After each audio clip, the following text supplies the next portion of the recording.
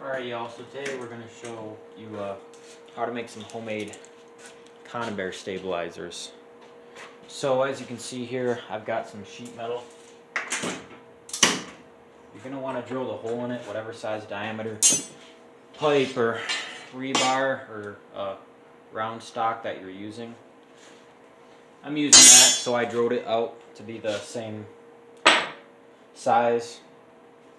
And these pieces, I'm using 110 conibears. They can be 2 3/4 to 3 inches, works fine.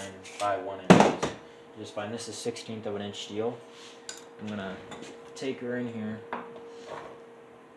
drop her down. I'm gonna start bending this over a little bit. I really want to make sure I get within the right range, so I'm gonna have just enough to go over here.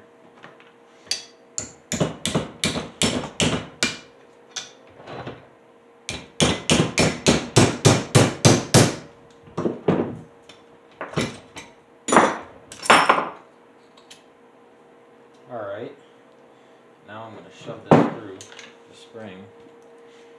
And the one thing about these is these are the Dukes, so if you've ever used these Duke conibears, you know how much of a pain they are, because the spring always wants to roll over like that, and it can do it randomly and all of a sudden it's pretty stout. Alright, let's get this through here. Alright, that's good. I'm going to bend this over a little bit while it's inside there.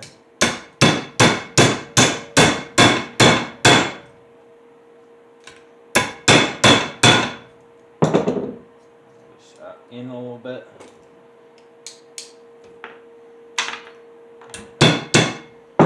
Switch it this thing. Alright. Looking good. And now we're going to push it through springs. There we go. Now this here is it might end up overlapping the hole a little bit, and I'm probably also gonna have to pinch this a little bit together. I might just be able to pound on these. Might crunch it.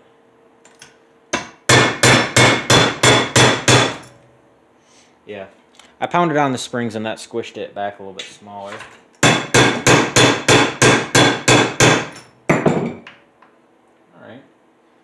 So now I'm going to stick this in a vise. I'm going to get that pinched together nice and tight. That's what I'm talking about with those two conibears here. Alright, now you can see that's pinched pretty tight on this side. I'm going to flip around and focus a little bit heavier on this side.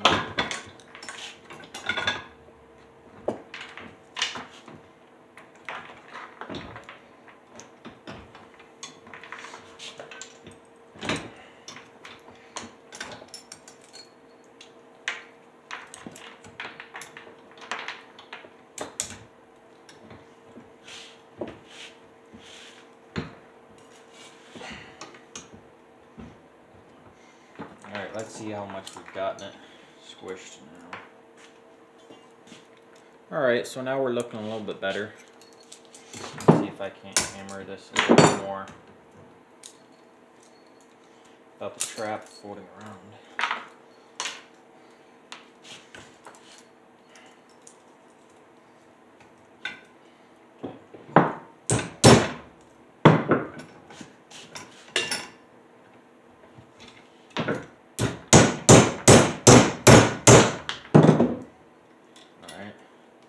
And you can see that metal is going over the hole a little bit, so we're going to have to ream this out with the drill bit. And we'll see if she fits right now, because it's pretty close. Oh yeah, she still works. That's pretty good.